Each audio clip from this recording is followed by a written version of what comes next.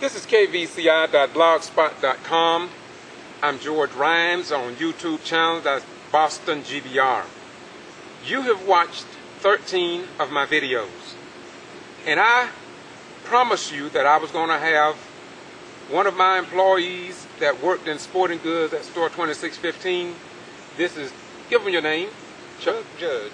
Chuck Judge. And he came in. I had been in sporting goods department manager for a period of time. But Mr. Jude was the person, in fact, he was my best worker. And as I've told you before, it's a very unique experience working at Walmart Stores Incorporated. And this is nothing formal. We're just going to do what we do. And I'm not going to interview him.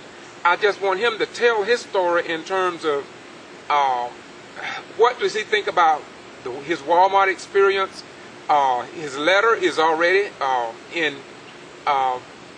online on my blog, kvci.blogspot.com, as well as Boston G.B.R. on YouTube. So tell me about your experience at Walmart, and then we'll get later into some questions that I would ask you.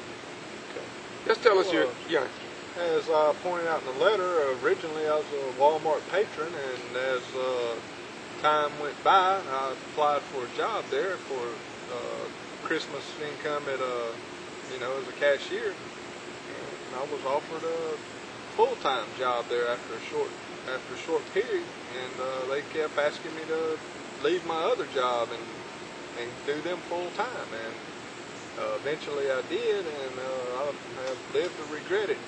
And as any time, I guess, when you change a job, there are certain risks, but you don't see a company that large making outright lies and writing them in paper and then going against it. And that's, in short, my experience. If you want to get the letter in detail, of course, you can go to the spot that George just mentioned here and read the whole letter, and that doesn't even describe all the details of the most egregious things I've suffered working at Walmart, but I suppose we can get on with the other questions. So you, after I left, I was fired on March 20th, 2008. What date was you fired on? Mine was around June the 17th, 2008. Okay. So wow, that's, oh my goodness, I didn't know that quick following mine. And I understand that after I left, what was your experience there after I left? Well, soon after you left, as I explained, they asked me if I wanted to take over your position, and having seen already what you had endured and realizing that was a no-win position, I declined, and once I declined, then the axe came down on me, so to speak.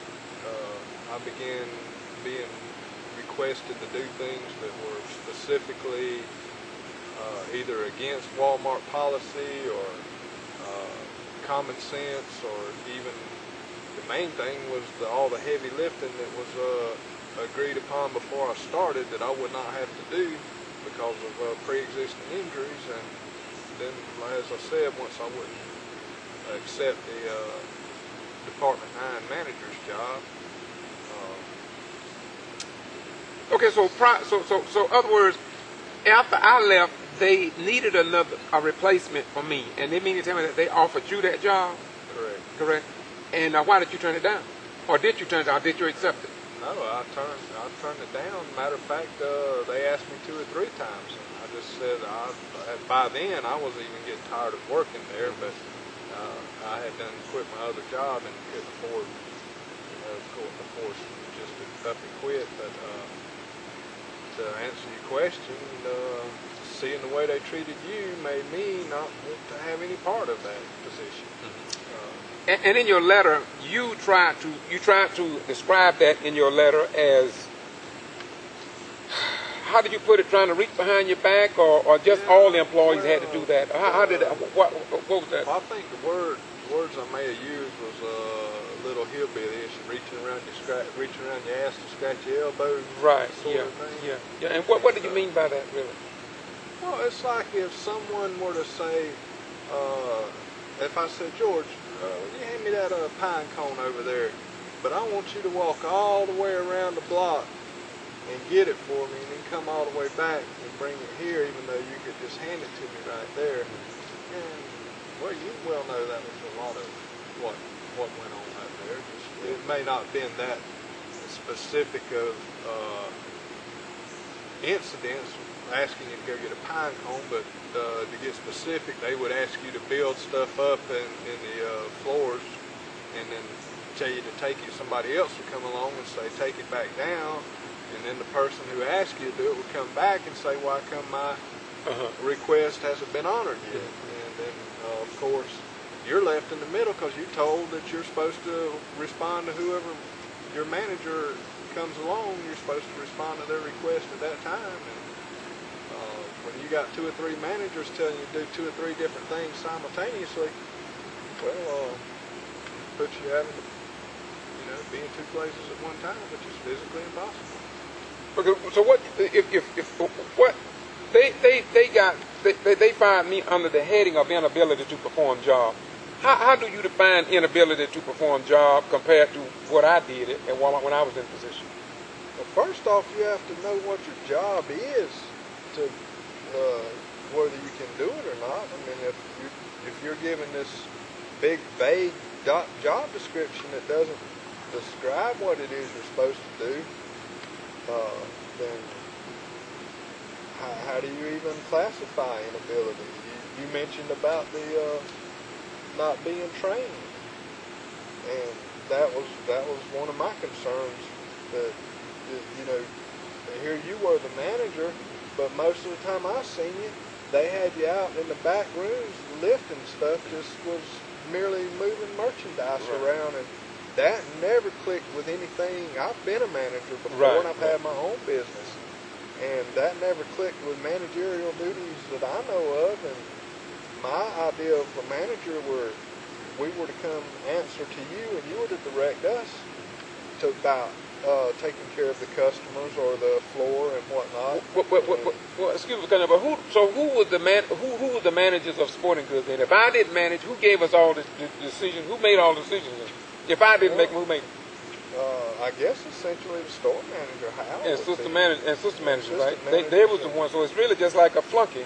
Like I've said in previous clips, that even before I accepted the position as department manager, a friend of mine told me don't take the position because department managers just use, and when they get rid of them, they just get rid of them. So I tend to believe with you is that the assistant manager and the manager is the one who manages the departments anyway, so why even have a department manager? Yeah. Well, you mentioned something that triggered something just then. There was a girl that worked there that had been there, she said 9 or 10 years, good long time. And she used to come in the store I worked at before I started working at Walmart. And anyway, we already had a little bit of a rapport going. And she told me flat out, she said, you do not want to get in sporting goods. That they were obsessed with that department to the point that they drove everybody crazy who went there. And she told me this when I told her where they were putting me at.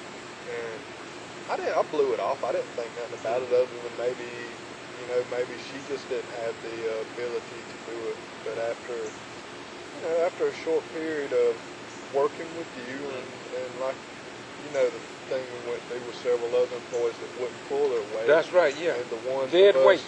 Right, and the ones of us who would work hard, it seems like they would come down us for the lack of work that had not been done by the employees who wouldn't do it. What the best way? I've heard you define the best.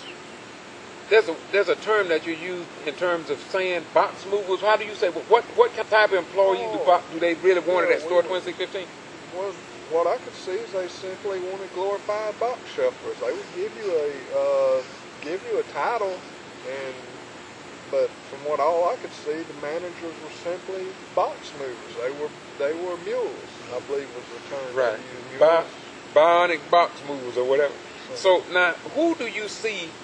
All right, if the best, I consider myself to have been one of the best supervisors or people because of my military training and supervisory leadership and management skills for many years. So who are the